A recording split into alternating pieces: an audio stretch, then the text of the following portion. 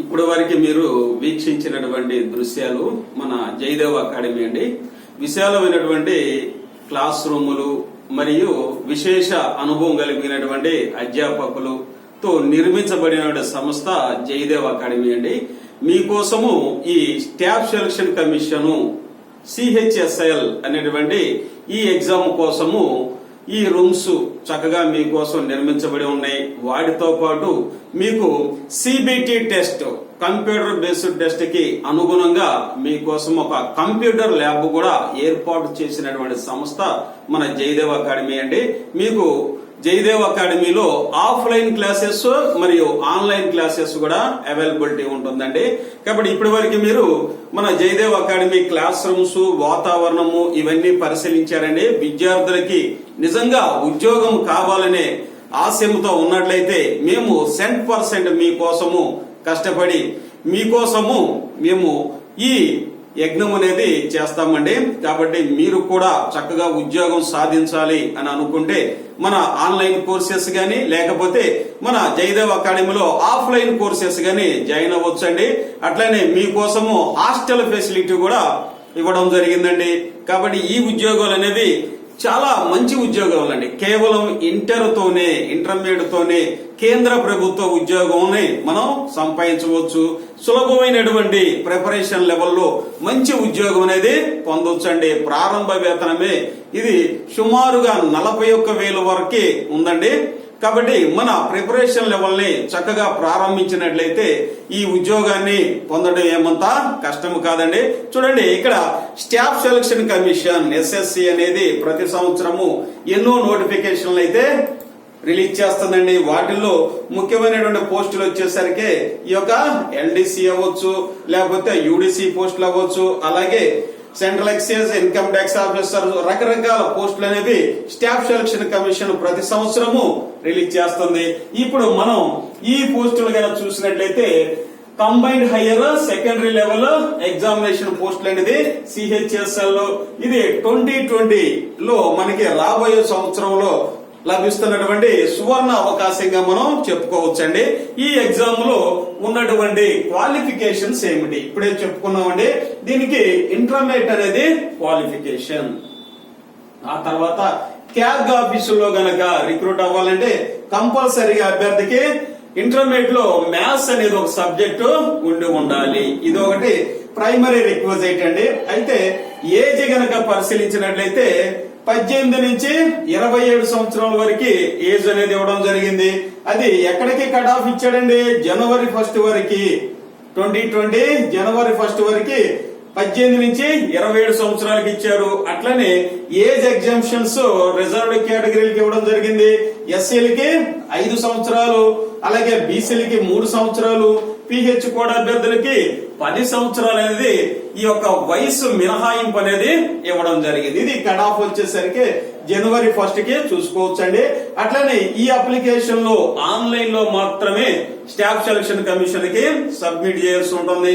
ఇది జనవరి 10కి ఆన్లైన్ అనేది కంప్లీట్ అవుతుందండి.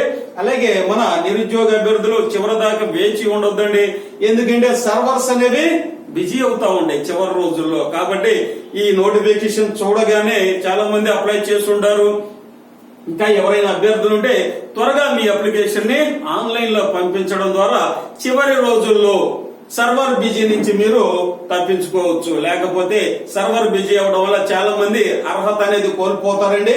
అలాగే టైర్ 1 పరీక్ష కనుక చూసినట్లయితే 16 నుంచి 27 మార్చి వరకు జరుగుతుందండి. టైర్ 1 పరీక్ష 16 నుంచి 27 మార్చి వరకు. అట్లానే టైర్ 2 వచ్చేసరికి 28 జూన్ నుంచి జరుగుతుందండి.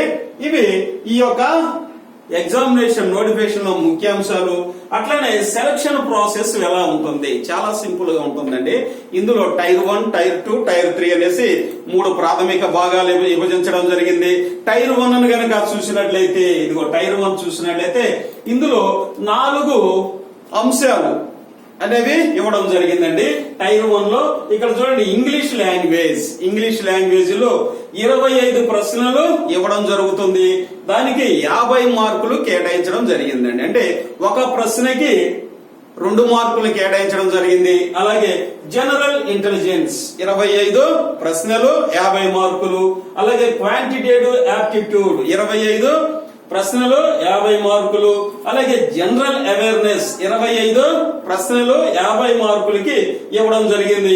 అయితే టైర్ 1 లో వచ్చేసరికి ఇప్పుడు ప్రతినిత్యం మనం పరిశీలించినట్లు ప్రతి ఎగ్జామ్ కి నెగటివ్ మార్క్ అనేది ఉండడం జరిగింది. కాబట్టి ఇక్కడ ఒక ప్రశ్న గనక తప్పు గనక ఒక అభ్యర్థి గుర్తిస్తే అతనికి వచ్చినటువంటి మార్కుల్లో హాఫ్ మార్క్ ని డిడక్ట్ చేయడం అనేది జరిగింది, హాఫ్ మార్క్ ను తగ్గించడం అనేది జరిగింది. కాబట్టి టైర్ 1 వచ్చేసరికి ఇవి మొత్తం చూడండి, ఇక్కడ 100 ప్రశ్నలు ఇవ్వడం జరిగింది. ఇక్కడ 100 ప్రశ్నలు 100 క్వశ్చన్స్ ఇవ్వడం జరిగింది. అట్లనే 200 మార్కులకి ఇవి కేటాయించడం జరిగింది. ఏ అభ్యర్థి అయినా గానీ తప్పు మార్కు గనక పెట్టినట్లయితే హాఫ్ మార్క్ అనేది ఇక్కడ కోల్పోయే అవకాశం అయితే ఉంది. కాబట్టి ప్రతి అభ్యర్థి చక్కగా యాక్యురసీగా టైం ఫ్యాక్టర్స్ తో ఆన్సర్ చేయవలసి ఉంటుందండి. టైర్ 1 లో గనక చూసినట్లయితే ఈ టైర్ 1 కంప్లీట్ అయిపోయిన తర్వాత అర్హత సాధించిన తర్వాత టైర్ 2 ఎగ్జామ్ అనేది ఉంటుందండి.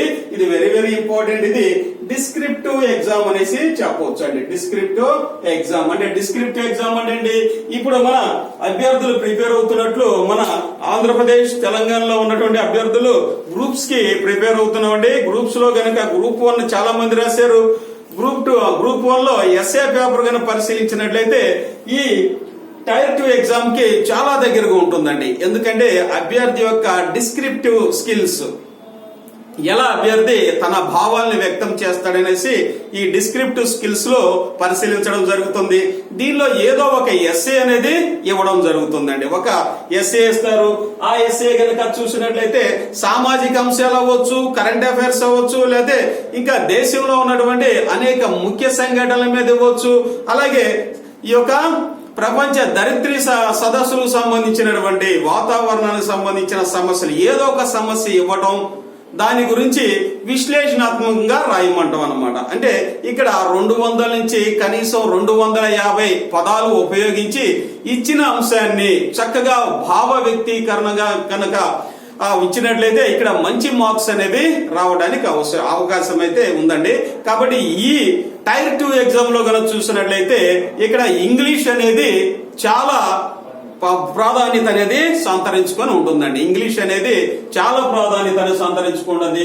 ఇంగ్లీష్ ని మనం చక్కగా నేర్చుకొని ఉండాలి. అట్లనే ఇంగ్లీష్ సెంటెన్స్ ని చక్కగా మనం రాయటం అనేది కూడా నేర్చుకొని ఉండాలండి. By practice we can acquire. మనం ఈ కోర్సులో ఇవి కూడా ప్రాక్టీస్ చేయడానికి అవకాశం అయితే ఉందండి. కాబట్టి డిస్క్రిప్టివ్ ఎగ్జామ్ లో కనుక టైర్ 2 లో కనుక చూస్తే ఇందులో 33 మార్కులు సాధించాలండి. 100 మార్కులకి 33 మార్కులు కనుక సాధించినట్లయితే ఆ అభ్యర్థి టైర్ 2 లో ఈ యొక్క డిస్క్రిప్టివ్ లో అతను అర్హత సాధించినట్టుగా భావించబడును. ఆ తర్వాత టైర్ 3 ఎగ్జామ్ అన్నమాట. టైర్ 3 ఎగ్జామ్ లో చూసినట్టయితే ఇవి క్లరికల్ పోస్టులు కాబట్టి ప్రతి అభ్యర్థికి టైపింగ్ నాలెడ్జ్ అనేది ఉండాలండి. అందుకని ఇది కేవలం అర్హత పరీక్షగా మాత్రమే చూస్తారు. దీనిలో ఏ విధమైనటువంటి మార్కులు అనేవి ఉండవండి. సపోజ్ ఒక అభ్యర్థి కనుక ఇంగ్లీష్ గనక ఆప్ చేస్తే ఆ అభ్యర్థి 1 మినిట్ కి మినిమం గా 35 వర్డ్స్ అనేది ఇక్కడ టైప్ చేయగలిగి ఉండాలి కీబోర్డు మీద. అలాగే హిందీ అని కనుక ఆప్ చేసుకున్నారనుకో, సెలెక్ట్ చేసుకుంటే ఆ అభ్యర్థి 30 వర్డ్స్ అనేవి 1 నిమిషంలో టైప్ చేయగలిగినటువంటి స్కిల్ అనేది ఉండాల్సిన అవసరం ఉందండి. ఎందుకంటే ఇవన్నీ క్లర్కిల్ ఉద్యోగాలు కాబట్టి ఏదో విధంగా టైప్ ఎప్పుడో ఒకప్పుడు అవసరమయ్యేటటువంటి అవకాశం ఉంది. కాబట్టి ఈ 3 ప్యాటర్న్స్ కనుక చూసినట్టయితే ఎంపిక విధానంలో టైర్ 1 ప్లస్ టైర్ 2 లో వచ్చినటువంటి మార్కుల ఆధారంగా, టైర్ 1 ప్లస్ టైర్ 2 లో వచ్చినటువంటి మార్కుల ఆధారంగా అభ్యర్థిని యొక్క ర్యాంకింగ్ అనేది నిర్ణయించడం జరిగింది.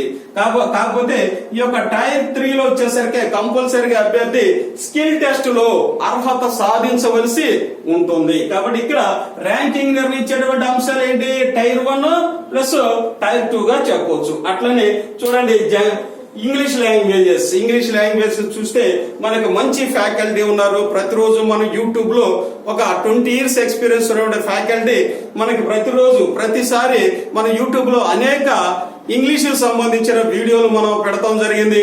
అట్లానే జనరల్ ఇంటెలిజెన్స్, క్వాంటిటేటివ్ యాప్టిట్యూడ్ సంబంధించి మనకి 3 ఎక్స్పీరియన్స్డ్ ఫ్యాకల్టీ మనకు ఉండడం జరిగిందండి. చక్కగా వీటికి సంబంధించిన మార్కులు కూడా చక్కగా ప్రాక్టీస్ ద్వారా పొందడానికి అయితే అవకాశం ఉంది.